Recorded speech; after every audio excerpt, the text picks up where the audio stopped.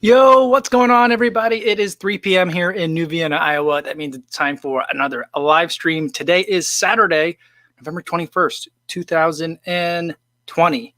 It's always this time of the month, like this, like from the 20th through like the end of the month, where it just feels like we get from the first of the month to like the 17th, 18th, and then it kind of hangs there for a long time. And then finally we get to the end of the month. We're in that like middle spot, which I would call like maybe like a hump day, but part of the month. I don't know what that's called, but I'm kind of feeling that. I feel like we've been at like near the end of November for a long time, but I feel like things are gonna pick up real fast. Today, the weather here is really quite nice, but it is chilly again, and that warm weather that we've been enjoying gone. But at least winds are pretty calm, and it's kind of seasonable again. So I'm getting ready for Thanksgiving. Oh, that's going to look very different this year, but getting ready for it. It's kind of what I was expecting, but I'm getting more like in the mood. The kids today are doing a whole bunch of like Thanksgiving and like more autumnal crafts. My wife bought a whole bunch of stuff from Michael's, and it came in a box, and it arrived, I think, yesterday, and we were saving it for today. So that's what we've been doing all day today. All right, let's see how you guys are doing today. First, I do want to say hi to everyone listening on the podcast. Hope you're having a good run so far and having a good run today. And everyone watching this on YouTube after the fact, welcome. Glad to see you guys here. All right, let's see who's here live, though. We first got Chris saying, happy Catterday, fellow Kofuzians. Look at that. He's got a cat this time. I think we had the cat yesterday. I remember seeing the cat because I told you about, I used to have a cat too that looked like that. And then Frank coming in with a Nick Simmons, right? Comment saying his regular channel can't stand it, but his second channel is actually pretty good. Gives actual advice from the perspective of a pro track runner, much less broy. Interesting. I've seen like a couple of his videos. Like, I don't know. Like, I have a hard time trying to take it. Seriously is not the right word, because I know he's speaking from an area of experience. But like he was trying to defend like Christian Coleman, I think. And I just feel like that's kind of a tough position to take. So I laud him for that, but I feel like he's trying to be very compassionate. So I don't know. I didn't know I didn't know that was from a second channel, but yeah, maybe I'll give it another look. Try to be objective about it. Christian Scherberger says, yo, what's going on? What's going on, Christian? Good to see you again. Carlos is here as well. Let's see. JC is here. Says, what's up, Co and Co? Awesome. Roberto Davila is here. I love that bulldog. Looks good. Ben Y says, hey, everyone. Gulshan Paul is here again. Good to see you, Gulshan. Danny J gives a couple of waves. My favorite emoji. Sagdat Nurba Gambit. Let me see. Sagada Nurba Gambit. Hopefully I'm saying that right. Says my shirt. Yeah, I got this one. I got a whole bunch of like shirts from like Teespring, like the thing that's like underneath the videos from a whole bunch of different creators. And I was like, yeah, I definitely got to get a run experience one. When I was trying to figure out like my glute situation, the videos from Coach Nate and Coach Holly were very helpful to me. Some of them I had to watch like 3-4 times, and I still didn't get them. But eventually, after watching enough of my flank, I think I'm getting it. I think I'm getting it. So definitely helpful, and they've been helpful for me for a really long time. And yeah, I'm always envious that they have the Golden Gate Bridge a lot of times for their backdrop. So really, really nice. But yeah, and it's a comfy one. I enjoy this one. I don't have enough. I think I like red t-shirts, and I think I don't have enough of them. All right. Hapless Guitar Photography says, greetings from gloomy Indy. 12 miles of trail and road running. Trying math, but sucks trying to keep below 129 beats per minute. Yeah, I mean, that's a low number. That's definitely a low number. And I don't normally run. Sorry, I'm just like sweating today. I just finished a big bowl of shinramen, so that's why I'm a little bit hot. But yeah, I don't think I run very much below 129 beats per minute. But I definitely understand the feeling of frustration that comes to trying to run a lower heart rate. Hopefully, it's just a temporary time that you can get through quickly. All right, Chris Dyke says, howdy, folks, here for the listen, making a huge brunch scramble. Isn't that the best? That's like, I mean, I love food and I love eating. And the first thing that I learned to make was basically like a breakfast, just giant skillet, brunch scramble, whatever you want to call it. Because on Sundays, my parents, they had an immigrant church, And so church isn't at like 9 o'clock if you're an immigrant, because you're usually renting the space from like an American congregation. And so like the American congregation goes at like 9, and then the immigrant church usually goes at like 11 or 12 or 1, or just different times of the day. Busy churches might have 3 different services. And so you've got like the white church in the morning, and then like the more like the immigrants that have been here for a little while at like midday, and then like the newer immigrants at like 4 or 5 o'clock in the afternoon. But anyway, that's a weird church dynamics thing. But they would always be busy with church stuff even before service on Sundays. And so I'd be fending for myself. And that's a long lead up into that. So a lot of Sunday mornings, what I would do is they would take my sister with them. So it was just me by myself in the house alone on Sunday mornings. And I wouldn't have to go anywhere till like noon.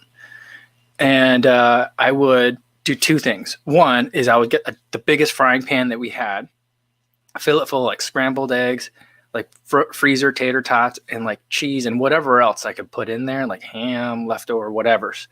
Just giant scramble. I would eat that, and I would eat like a frying pan full of food every Sunday. And then I would also eat that while watching the Saturday Night Live that I had programmed on the VCR. I wouldn't stay up to watch it, but I would watch it the following morning, having programmed it on videotape, and then I could watch it and also fast forward through the commercials.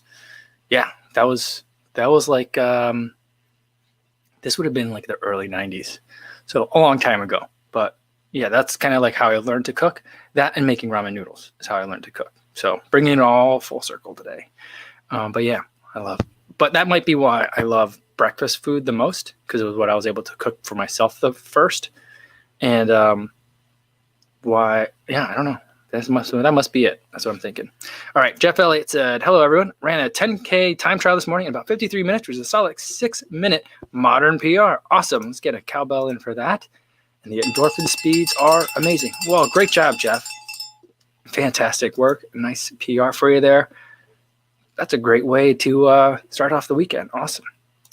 Jonathan7272 says, hi, all. Cool. Yeah, Ben Y says, cowbell for Ed and for True Love for their 5Ks. Awesome. Cool. I didn't get a chance to see the video yet. I saw that there was a video, but I didn't get a chance to watch it. So that's really awesome to see that she's progressing so quickly. Awesome. Ian Gabo says, hi, I've done nothing today. Well, that's a perfectly good use of a Saturday, so that's okay. Michael Alexander says, are you in Chicago again or Iowa? We're still here in Iowa for now. But, things are changing. Well, hopefully we'll be changing rapidly.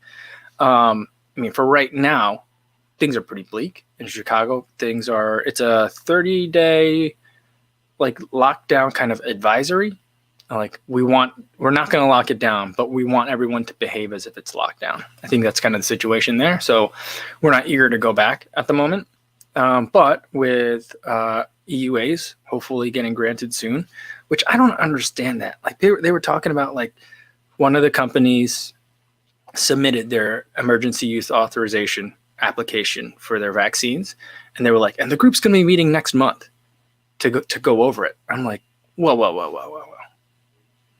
Why don't they, like, you couldn't, like, get them, like, the application, like, ahead of time, and then, like, maybe later say, yeah, we confirm there were no long-term effects. Like, I just feel like once, like, the application is filed, why isn't it granted? Like, I don't understand why there's a break. But once that starts to happen, the sooner that starts to happen, the sooner things can hopefully return back to some sense of normalcy. And then we'll start thinking about that. So, I mean, my wife and I have been talking about what our plan's going to be and what our timeline is, and we're talking about it, but nothing firm yet. Oh, PG 1980 says, have you got the police outside? There's a blue light flashing. This blue light back here is not actually flashing. The camera is picking up as flashing. I think there's 2 different night lights that the girls have. One of them is a butterfly, and the other one is a unicorn. So this might be the unicorn. And normally, like, to the human eye, it looks blue and just solid color. It could be a variety of colors. But it's set to blue right now. And it looks like it's flashing. It used to be, my girls used to pick pink or like orange, but those colors I like at night are really, really bright, and I felt like it was interfering with their sleep. So I convinced them that we should use a more soothing color like blue. So that's what, like Blue. That's why it's blue. All right. Let's see. We had a comment in here from Martha. There we go. Where is it? Let's see. All right. Let's go down here. And it says, is it just me or just because Kofuzi have a police car behind him in the open cupboard? It's the doorway to the girls' room. I'll just move over. That way it'll block it. Frank says, Korean Christian service doesn't seem like it is generalizable to immigrant Christian service. It seems like a really specific thing. It could be. It could be. It's definitely taken on like a life of its own. So maybe that it deserves its own subgenre. But like I definitely remember like a lot of my friends' churches, their church would have like, it'd be like, you know, First Methodist Church of like Teaneck. And I would have a service at 9 and the Korean service at like noon. And then like the Vietnamese service at 5, something like that. So like, I'm not talking about like the intricacies of within each service, but I'm talking about generally with the scheduling. All right. Stevie76 says, a couple of years late, but I finally snagged a Vaporfly 4% from Fit to Run. Under $200 tax-free and free shipping. Not bad. Awesome. I hope you like it. I feel like the 4% Flyknit, I really enjoyed that shoe. I did. It's probably my favorite of the Vaporflies. I mean, I still need to run in the Alphafly a little bit more. And the next percent may perform better, but I just have more, I like the Vaporfly Flyknit more. I don't know why. All right. Remy says, new helmet and biker here. Oh, happy day. Awesome. Glad to see that those are getting replaced, and glad to see that you're getting back out there, Remy. Happy for that. All right. Martha said, Mike, just watched Ed Bud's video and he spilled the beans about the collab. That must be the news you've been hinting at. Yeah. So today I had a little bit of a run. And you know, we haven't really been all that clear amongst us in terms of like what the video order is going to be or the dates and stuff. So you know, I haven't seen his video yet, so I'll stay mum on it for a little bit. But you guys will find out about it soon. It should be coming out soon. All right. Bert says, strapping my KOM on the dead end hill climb I once ran by accident. It ends in a farmer's field on the top of the hill. You then need to cross to get back to the road. Awesome. Good work. Good work. I think we need a cowbell for that one. Good job. All right. Yeah, Jeff Valley says the Ekiden thing. I haven't watched the video yet, but was hoping that's what it was. Yeah. So we did the ASICS virtual Ekiden, which I think maybe you guys probably have seen some other people doing it as well. Man, I'm really sweaty today. Sorry about that. It looks kind of gross on camera. Yeah, so that's what we're doing. I had 2 legs that I ran today. So that's what, if you'll see on Strava, those are the legs that I did. All right. Ooh, Steve says, I spotted a winterized Nova Blast today, available in black/gray Kofuzi colorway. Doesn't seem to be on the US site yet. I will definitely get that. That sounds very intriguing. Although I'm sure they're going to find a way to like ASICS it up a little bit and make it look like, oh, yeah, it sounds like on paper it's supposed to be black and gray, but there's a lot of other stuff going on. But I still think I'm going to like it. I think I'm going to like it a lot. Yeah, Carlos, yeah, something flashing blue in the background. This is my girl's nightlight. It's like an LED kind of thing, and the way that this camera picks it up, it's flashing. All right. Roberto says, cut the red wire. Funny. Very funny. All right. Let's go down a little bit. All right. Sorry about that, guys.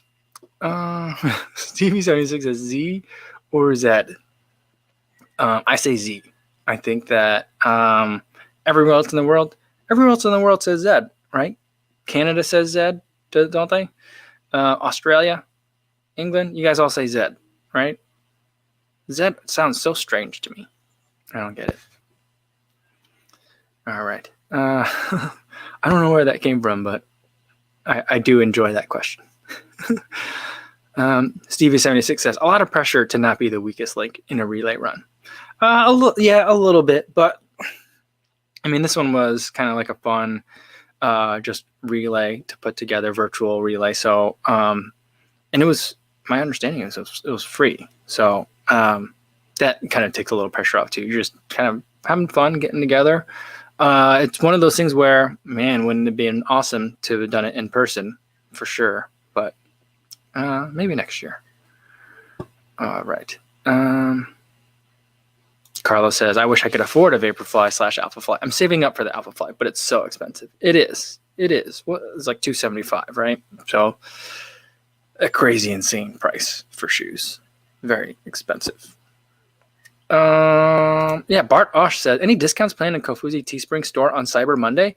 You know, I saw an email about that, like, because like Teespring sends basically a daily email, which gets very annoying from time to time, or usually, but that actually is a good idea. So I will definitely do something. We'll have to think about something for that. So yeah, for sure, I'll do that. All right. Daniel M says, hey y'all, can't stay today. Just dropping by to say hi. All right. Hi, Daniel. Good to see you. Thanks for stopping by.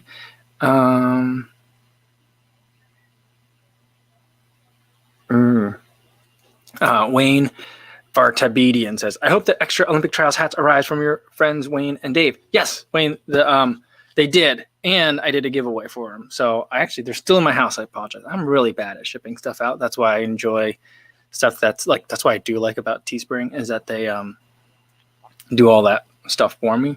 But I think I have everyone's address, and I did a giveaway of the 2 hats. Thank you so much for sending that. And they will definitely be enjoyed by 2 other running enthusiasts. So thanks so much, Wayne. Awesome. All right. Benoit says, how would you compare the SL20 and the Nike Streak 7? Looking to start getting into track interval training and don't know where to start. The Streak 7 is a little bit more race oriented than the SL20 is. The SL20 for me is a speed shoe, but like the upper doesn't really, it's not like minimal. For some reason, there's a lot of like weird padding / design on it, which I think adds to like the intrigue and like the weirdness of the shoe, which I find endearing in a way, but it's not as functional for like, let's say if you're doing like 400 meters or shorter. So like if you're doing track interval training and it's like 800s, 400s, and 200s, the SL20 will definitely work.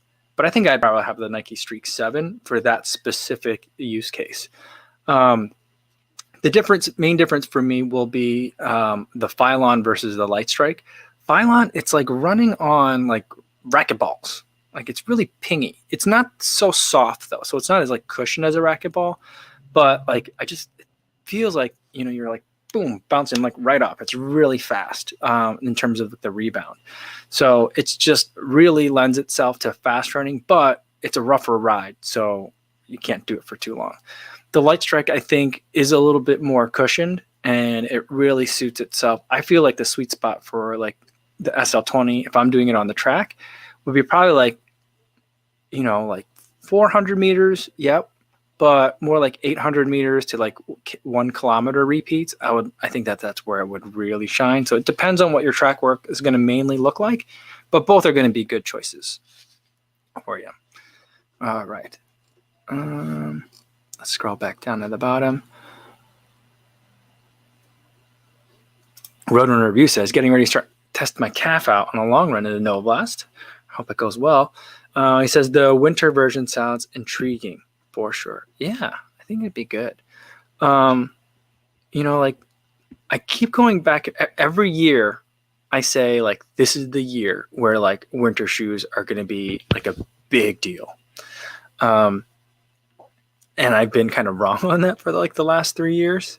And it seems to still be like a niche product where even I'm at the point where I'm like, they're great to have. It depends on what your winter's like. But for most runners, you could probably get away with just your regular like running shoes and thicker socks, like warmer socks. But I don't know. I feel like there's a lot of new runners this year. And I also have a feeling, just because it's 2020 and why not, I have a feeling winter is going to be really gross. Just lots of nasty slush and just miserable running conditions for the winter. So it might be like a great time for those winter running shoes. All right. Let's see. Oh, Carlos says, I used the SL20 for 400 meter repeats yesterday. Nice. Very nice. I think I would enjoy it still. I mean, I still think I might like the Streak 7. Although I think I ran in the Streak 6, but I don't think they really changed that shoe very much. But yeah, I hope it went well, Carlos.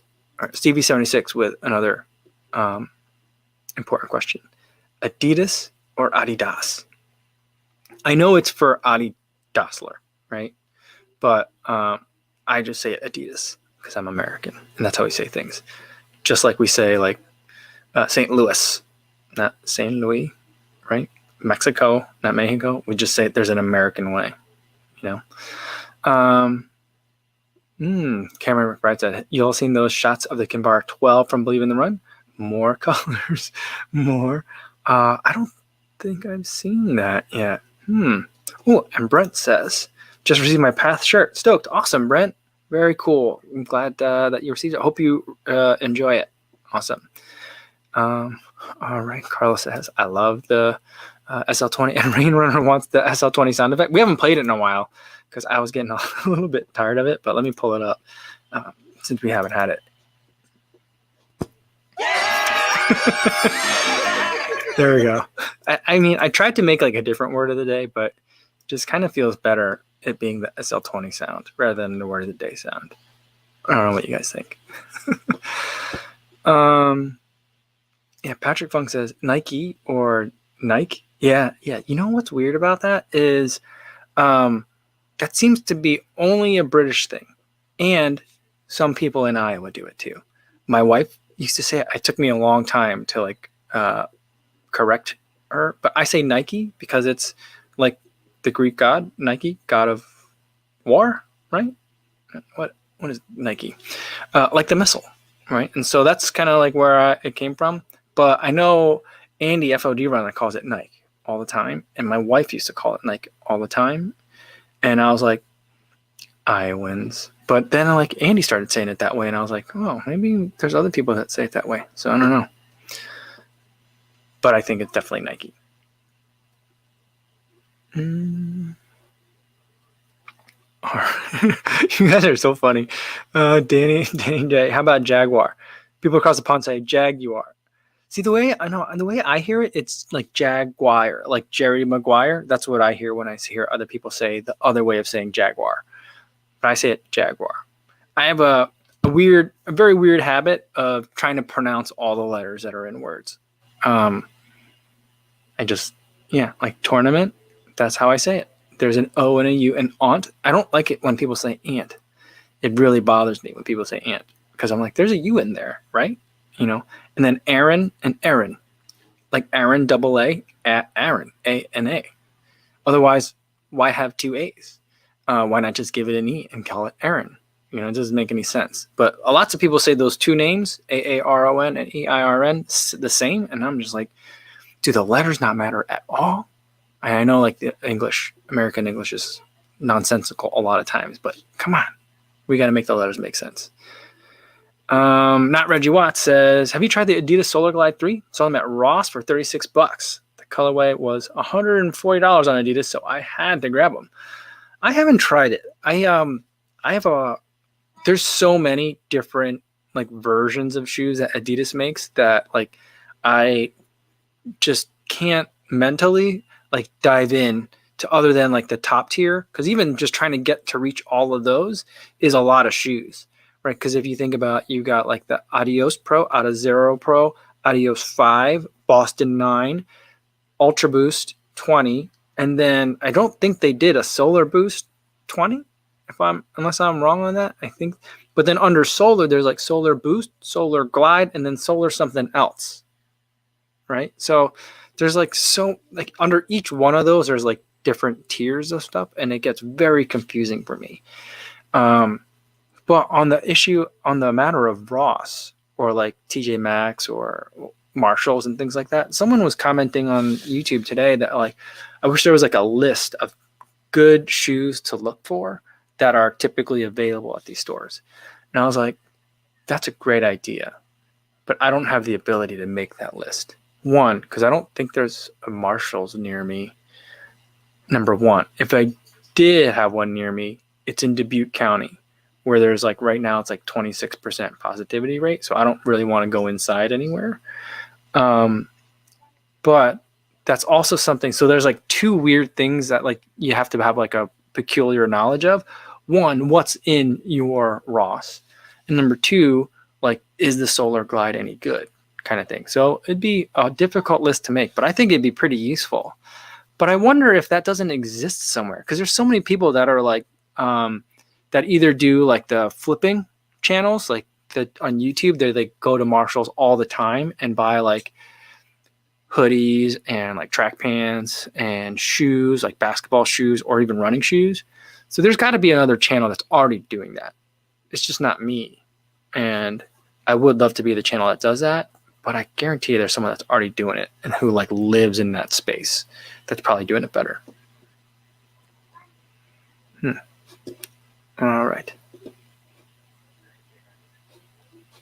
Let's get some more comments here. Dr. Funk 1216 says, did you already declare your shoe of the year? Is it the Endorphin Speed? Are you waiting for the votes to be certified? I haven't declared the shoe of the year. I was just looking at like my calendar and like trying to figure out like videos for the rest of the year. And I think what I'm going to do is do like a top 5 like once a week, or I might do it more than once a week, depending on like how many like weeks we have between now and like the new year. And then do like a top 5 daily trainer, top 5 max cushion. So that's kind of what I'm thinking. And then at some point we'll have to do shoe of the year, but it's probably going to be the Endorphin Speed. But like, I think the bigger part of that video is not like the result, but like the other shoes that I put in that, so, so I'm not afraid to kind of like hint that that's probably what it's going to be.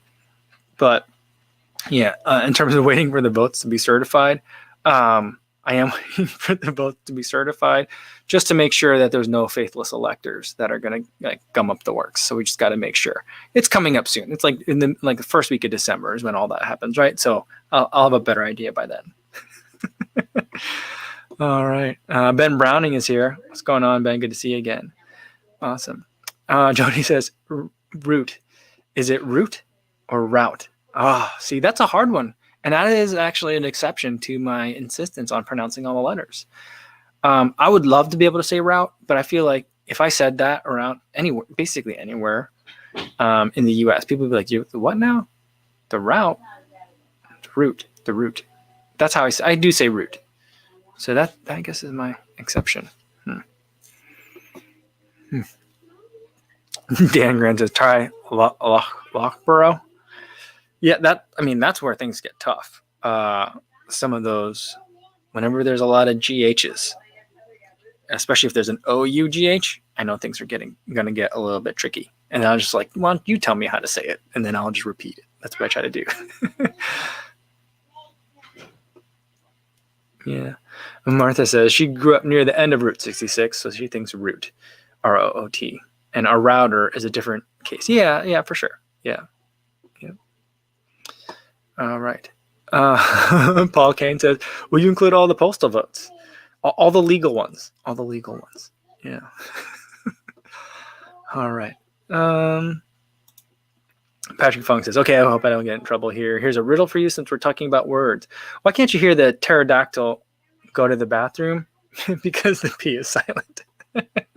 That's funny.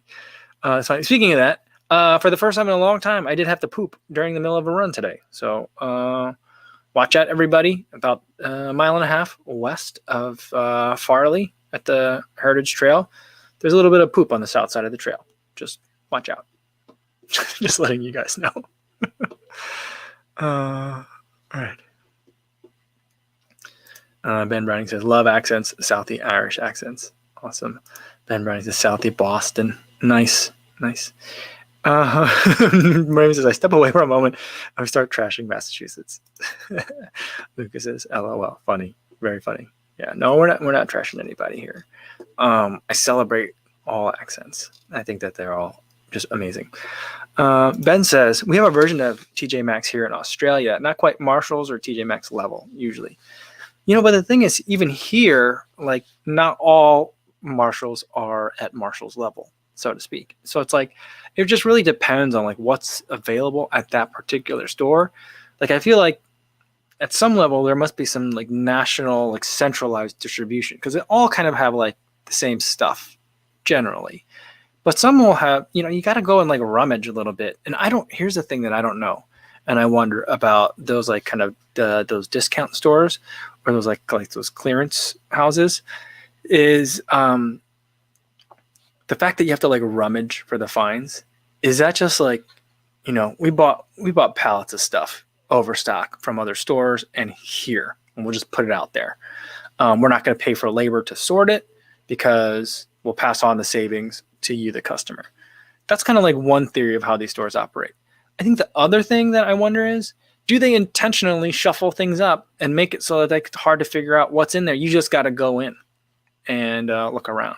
I feel like it's more the second, that you got to intentionally like go in and look around.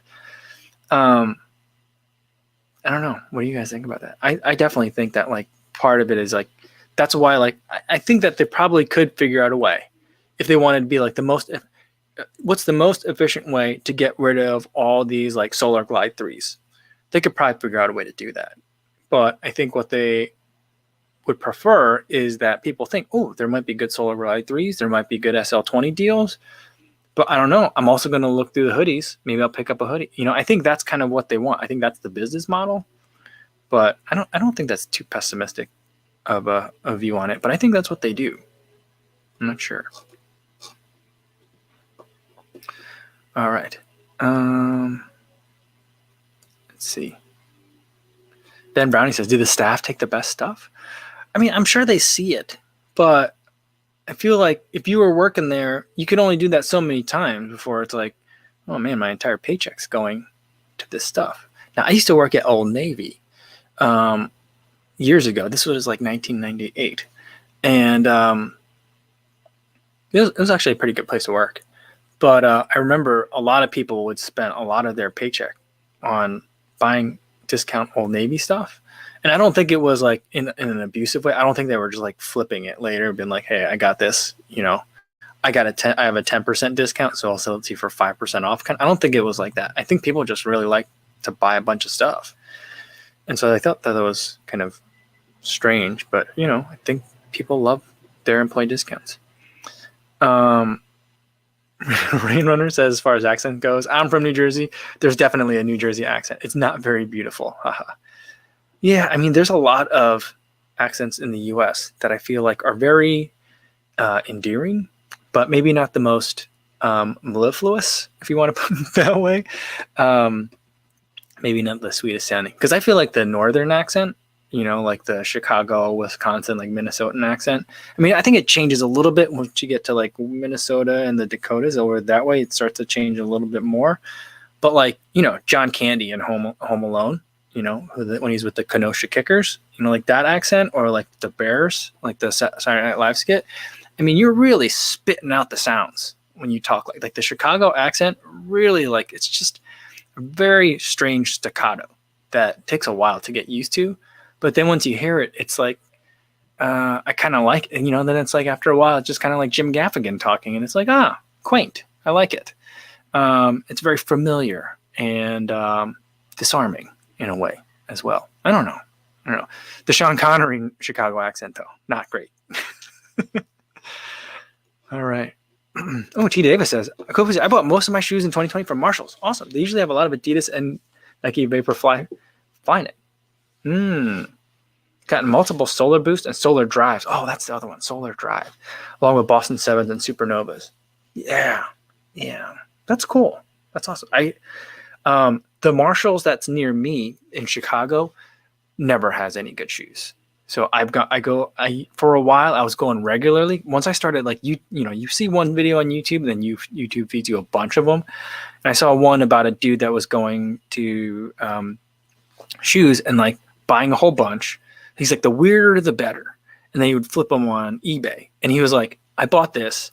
It's a discus and javelin throwers spike from Nike. And it's not a spike. It's smooth on the bottom because maybe not the javelin. It was a discus and shot putters shoe. It was smooth on the bottom. And but it had a nice Velcro strap, and it was like a size 13. And he bought it for like $25 and he sold it for like $100. Because whoever needs a size 13 throwers shoe really wants it, and they might not be within several hundred miles of that Marshalls. So it's interesting the way that goes. So when I saw that video, I was like, I wonder what's there. So I went to my local one, and there's just never much there. There's a couple of decent, like usually there's like if you just want like an Under Armour shirt or like a basic Nike shirt, you can kind of find something in the clearance section, maybe some track pants, but nothing that was really amazing. So I didn't keep going. But maybe it's something that's worth like revisiting when we get back.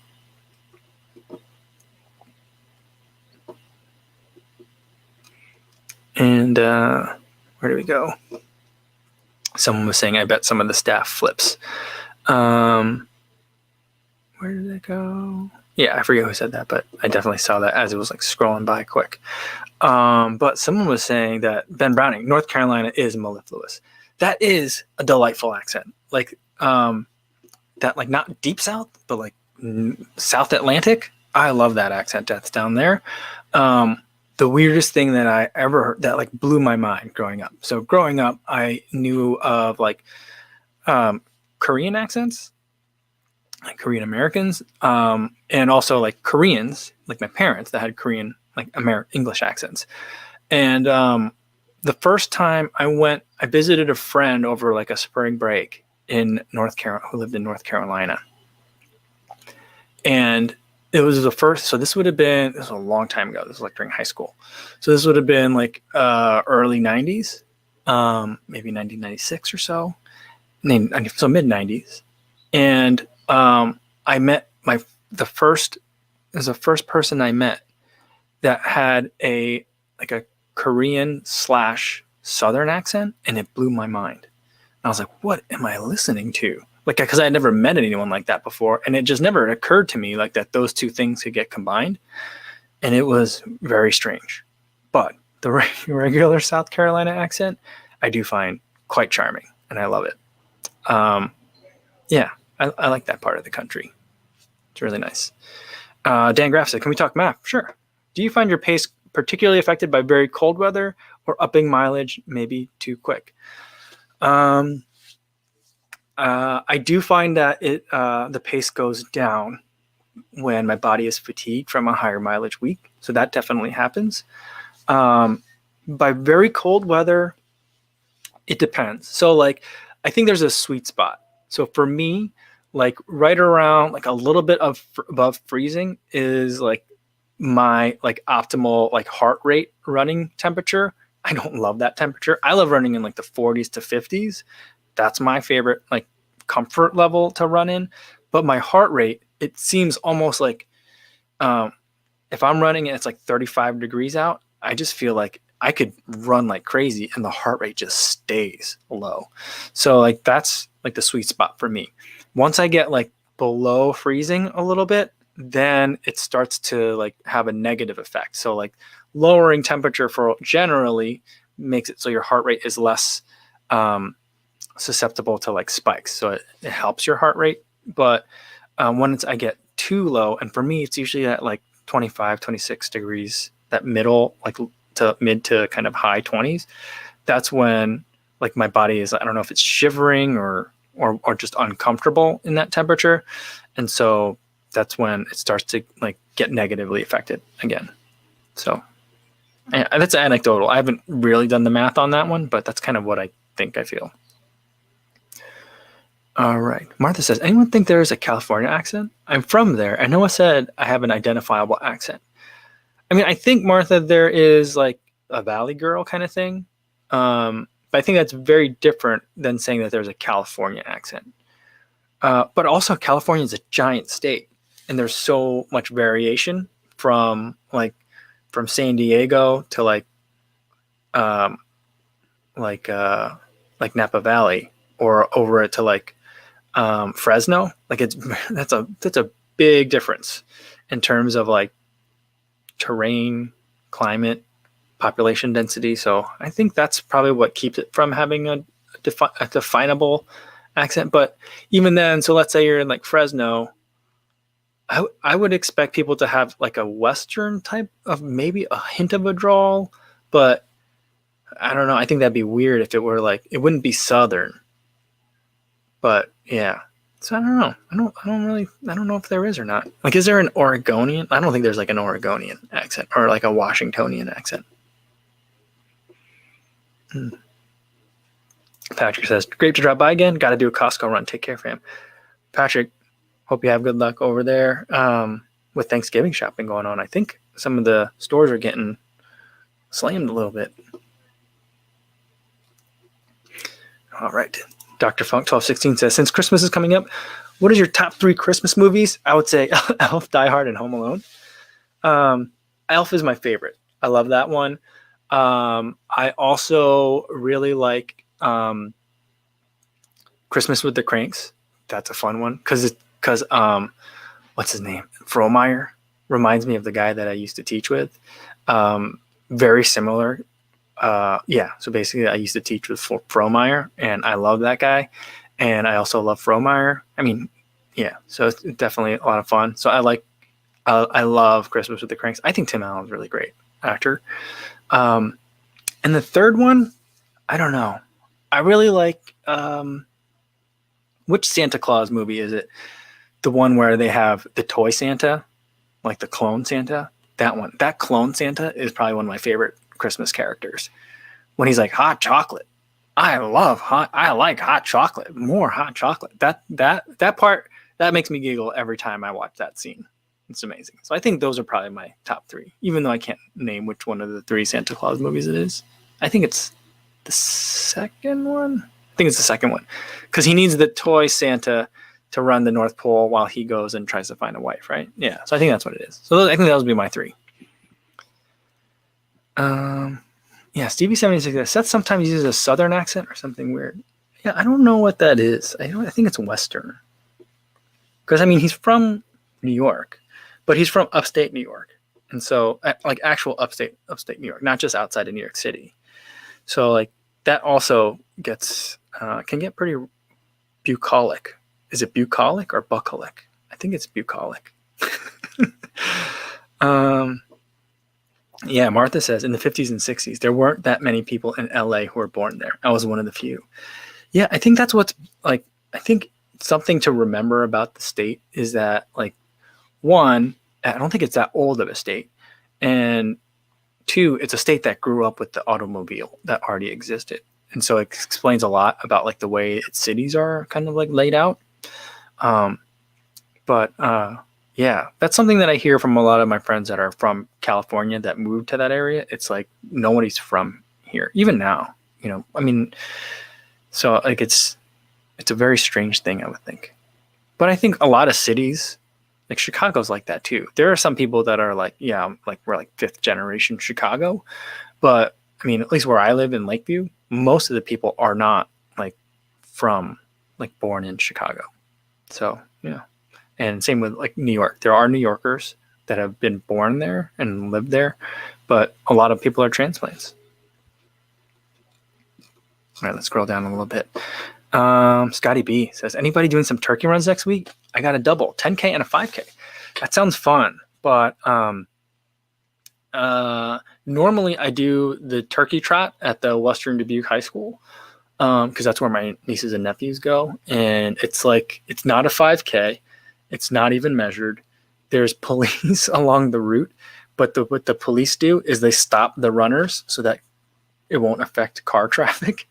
And you have to bring a canned good to participate. And I think like the student council or something like that runs it. But it's fun to go out there with my nieces and nephews. And then like some years my wife goes, and then my sister-in-law and my mother-in-law, sometimes they go. My brother-in-law went a couple of years ago. So it's one that I like.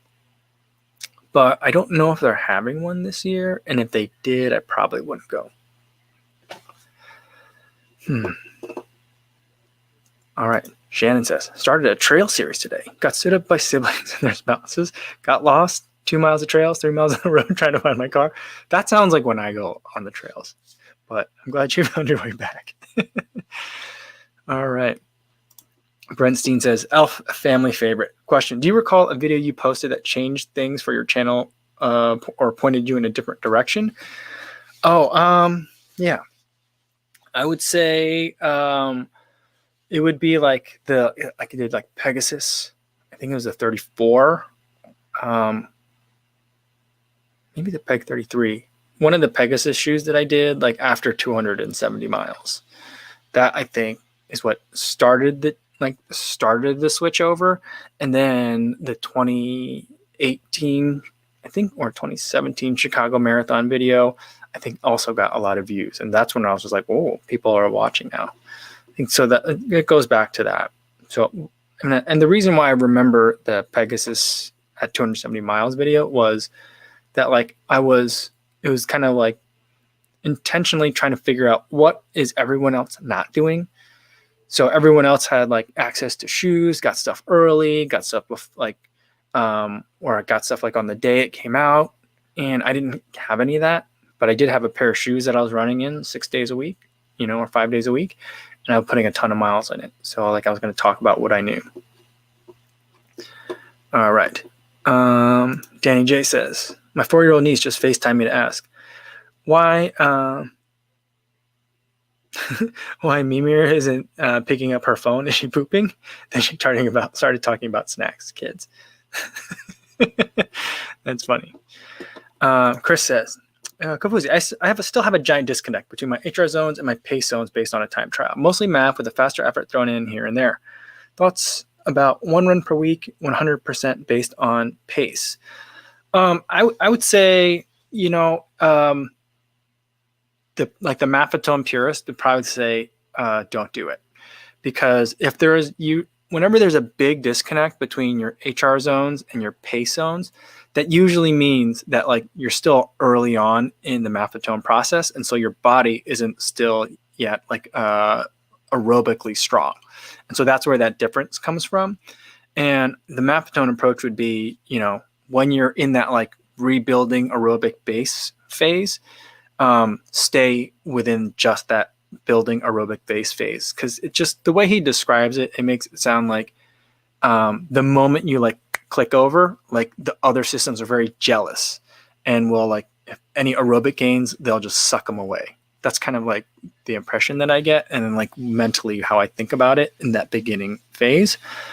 The more practical way that I look at it is, you could be dogmatically adherent to Maffetone and the way to do it, but if you're so bored with it that you quit, what's the point, right? And so like if you're losing all the joy from the running, 1 run a week just based on what feels easy, I don't think is going to kill you. It may slow down your progress, so you may be at that kind of like frustrating stage or like that disconnect stage for a little longer, but if that's what you need to be able to like enjoy running still, then I'd say go for it.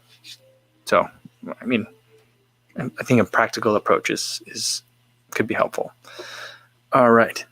Scotty B says, for his turkey trot runs, both are virtual. First one is solo, and the 5K I hope to run with my son. That sounds great. That sounds wonderful. I like that idea a lot. Awesome.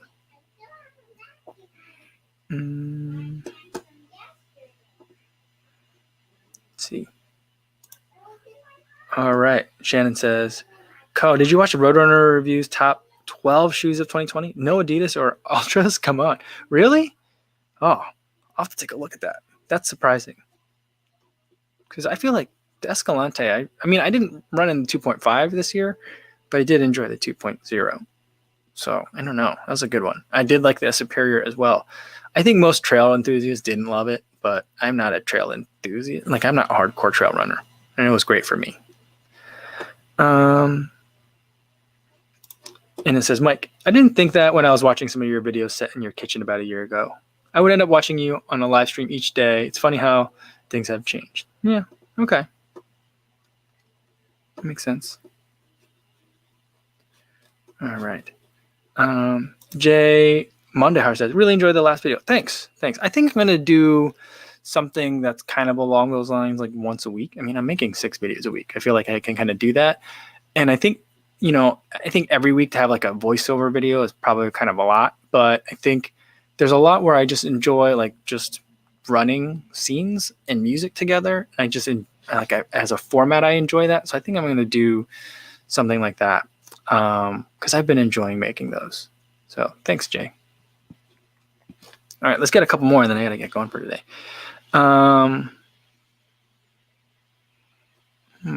Martha says, Mike, did you happen to check out that YouTube TED Talk link I pasted into a comment about how elite athletes train at 80% easy?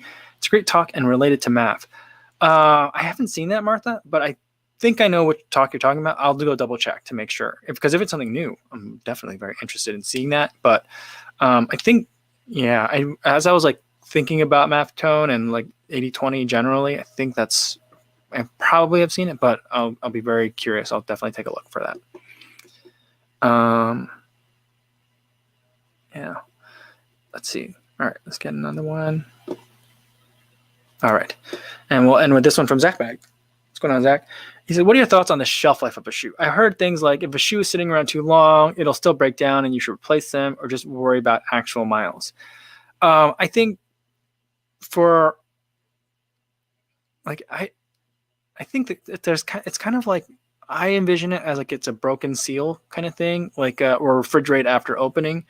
Like if you have a shoe in box, if it's been kept at like kind of like room temperature, I think it'll be fine, probably even for a couple of years, just like new but old stock.